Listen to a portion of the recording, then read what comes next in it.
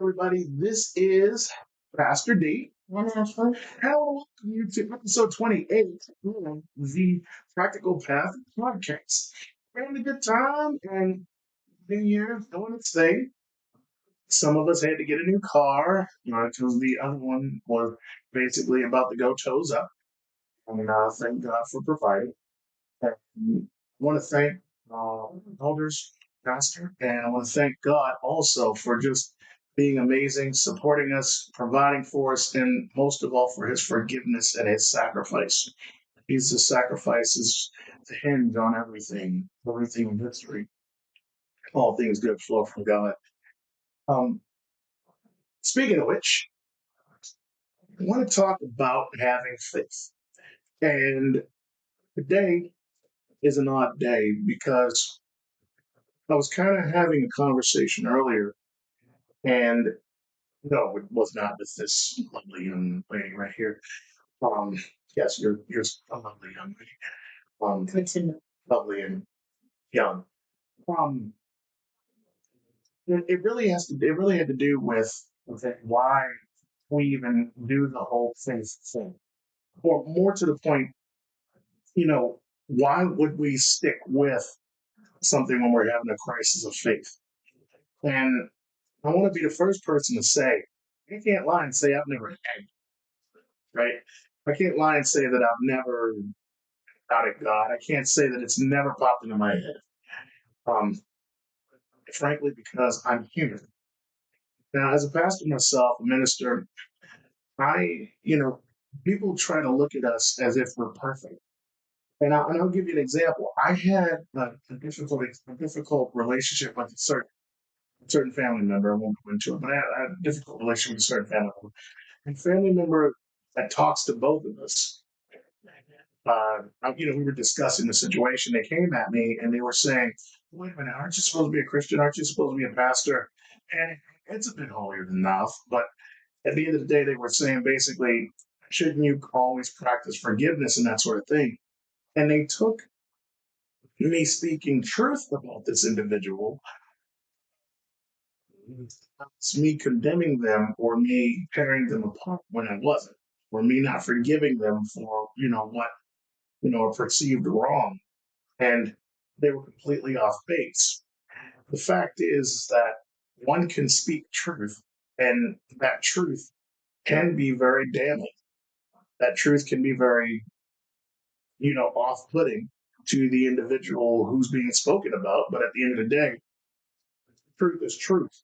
It's not my truth. It's just the truth.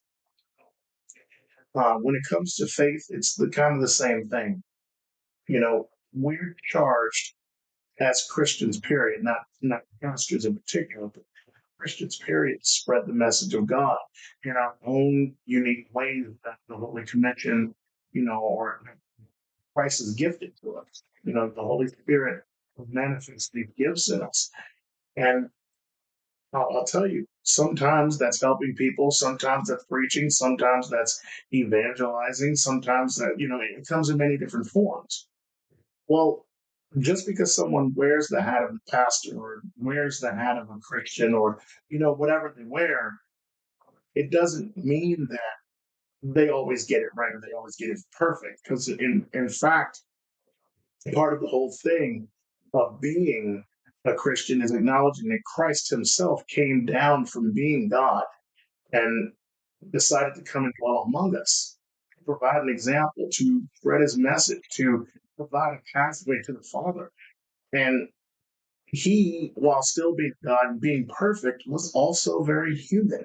He may not have sinned, but he felt the human condition. He was, he was a victim of a lot of things that happened here on this earth. And there are many people that doubt him, and he is the truth. you know,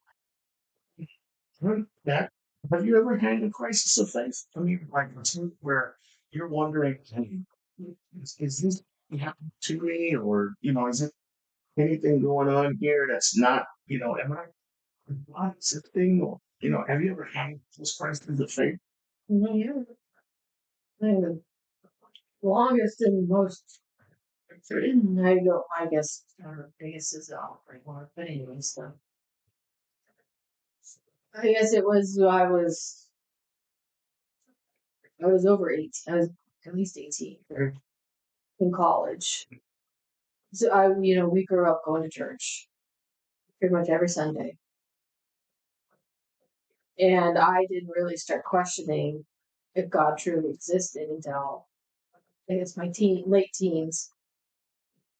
And when I became 18 and it was my choice, to go or not go or whatever I did with my day, I did stop going to church. And I don't know that I can truly say it was because I didn't believe in God, but I was questioning it. Having doubts, questioning it. And I'm sure part of not going to church was, well, I can do what I want now, so this is one thing I'm choosing not to do. Right. But then, and I guess I didn't go to church. I don't know. When did we meet? We met. 03. Oh, seriously.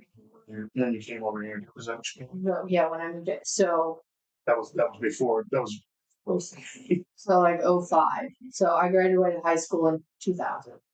Yes. You could do the math. You could calculate how old I am. Which is fine. I don't care. But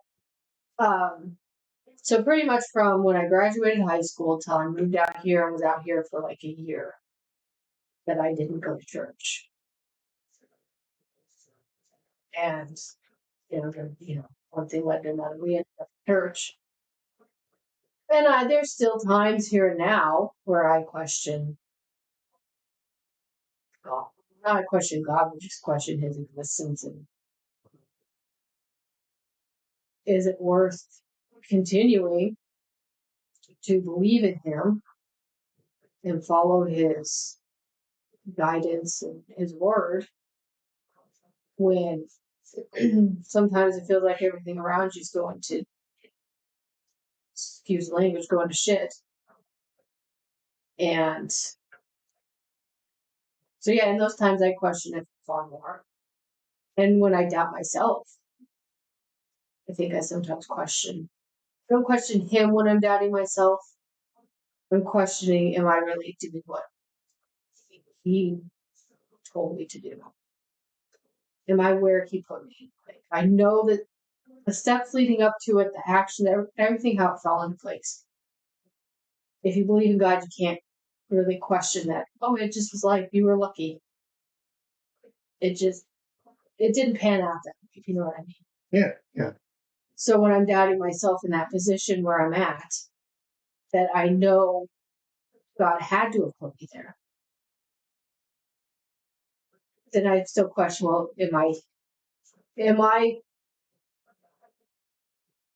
do I know the truth? Like, what am I trying to say? Am I not doubting God, but I'm doubting, was it really him that put him? And I'm looking at the steps and how it played out wrong. Well, you could define meaning at whether or not you're interpreting things right. Right. That's right. I mean, I was letting you get it out. That sounded like you had a moment there. You were holding some church for a second. And I mean that's okay. That's this is a church podcast. We're not in the church right now. It's cold and it's snowing. We decided to do this one from home, but no, I totally get it because God has a path for everyone, right? And He gives us free will as to how we fulfill that path. And where we're at in a certain place in life at any given time, if you're a Christian, you're always looking at, okay, is this all me? Is this all in my head? Is this a me decision? Or is this what God really has for me? And I mean, I literally think about that just about every day. Yeah, my biggest time is when I'm heading into work is when I question it the most. Yeah. And that's when I have to keep with my faith. That's when I have to literally focus on shutting my brain and listening to the worship songs that I have playing in my car as I'm driving, and focus solely on those songs Okay. and the words. Well, that's fair. For me, it's just trying to see God in everything. Um, See, when I'm doubting myself, I get a little attitude, and that's real. That's real. I get a little attitude, and my Learn something new. what? Learn something new. Well, what I mean is, I get a little attitude with those thoughts. I get combative. I'm like, okay, so realistic, very realistic example, something that's very true to me. So I'm gonna be vulnerable here. Very transparent. It's I get to sitting, and I'm outside walking, and looking at the sky, knowing that, okay, right this second, I can be praying. Right this second, I could be praying for the country or for somebody that I know is sick or, for good grades for my kid, whatever. I can be praying for any number of things. But I'm not. I'm out walking for exercise. And while sometimes I have combined those two activities, you know, I'm not thinking about praying as in physically doing it. I'm just thinking about why am I not there? When we're supposed to have a life of prayer. And and while I'm not sitting up praying 100%, but I do believe that intercessory prayer is one of my giftings. It's very it's very hard to say intercessory prayer is one of your giftings, but you don't spend the majority of your downtime praying about those that you can intercede for. So I know God has granted me these giftings, granted us all different giftings, but am I using them to their full potential? You know, and then at the base of it, is this just me wanting something bigger than me to hold on to versus an all powerful God that knows us, loves us, and wants us despite our sinful selves? These are very real thoughts that I have, and what I do, that's when I get an attitude. I'm with myself. I'm like, look here, man. Look here. You've got a God that's kept you safe throughout your time, brought you out of the corner, gave you a great life, a great kid, a nice life, forgiveness. He consistently provides for you, and you yourself has testified to that, and you believe it in your heart. So why do you have across this proverbial table, across this illusionary table, a side of yourself that says, why are you doing all this? Why are you preaching? Why are you talking to people about this God? Why are you trying to keep your house to be godly? And you don't know. You honestly don't know. And then the side of me that is insurmountably for God says, shut up. You want me to come across the table because I will. You need to buckle and bounce. You need to leave. And I mean, I literally have that attitude in my head and my heart, and it's a fight because if Christ doesn't exist, all of this is for nothing. Period. And while someone, even myself, can say, "Well, if Christ doesn't exist, his teachings or the teachings that were assigned to him by whoever, still a good way to live," that's true.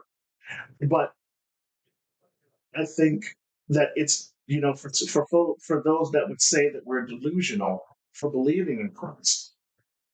I think it's delusional that so many across so many countries for so many thousands of years, with so much passion, would actually continue to believe in someone that didn't exist. Greek gods don't exist. Egyptian gods don't exist. Roman, Norse god.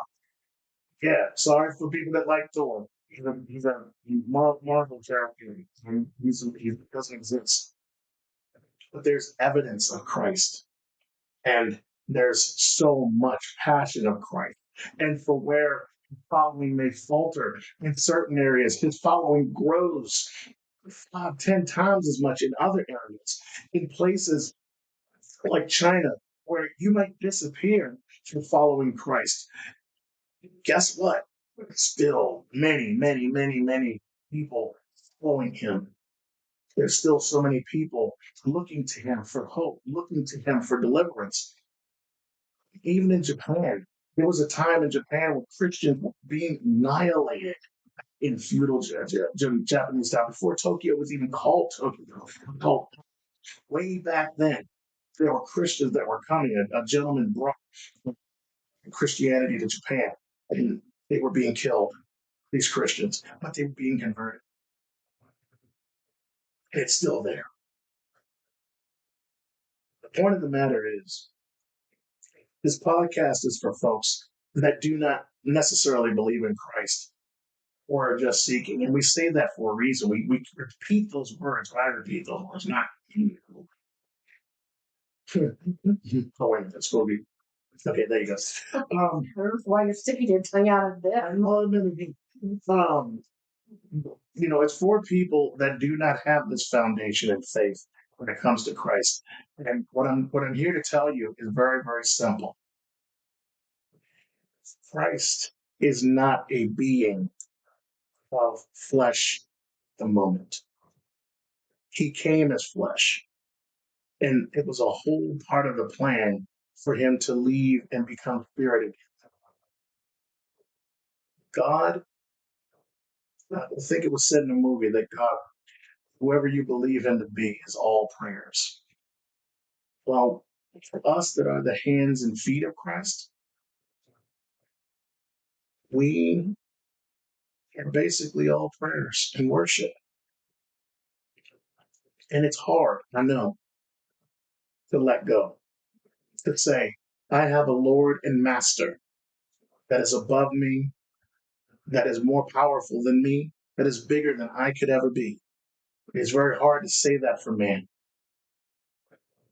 But for those of you willing to take a step, just a step forward and say, you know what? Let me look at this.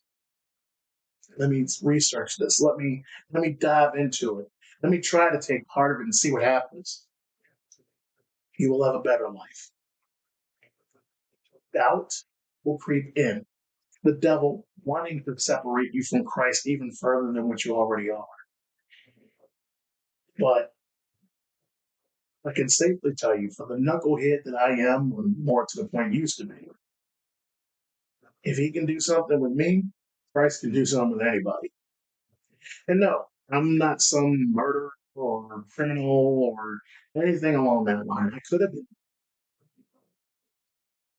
There's a lot of people I know that I grew up with. They went that route very easy where I'm from. And Christ somehow protected me.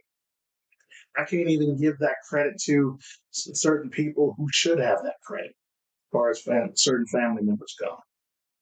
But at the end of the day, I had a God that was watching over me. And he still is.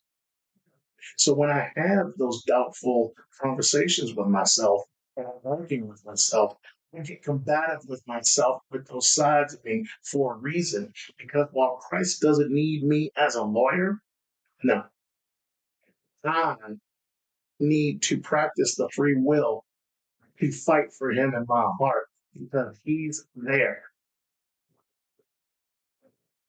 And if you let him in yours, your life will be better.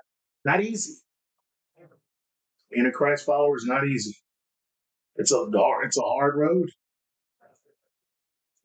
but it's not a hard road because of you per se. It's a hard road because if you're following Christ and you're doing it the right way, this world will not like you.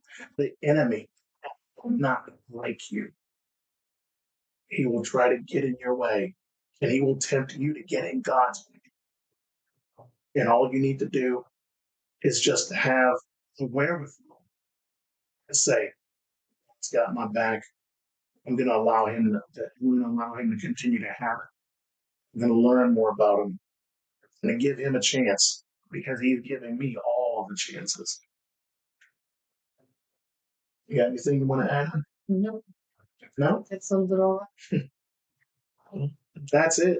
That's it for this episode. Bottom line, come over to Christ.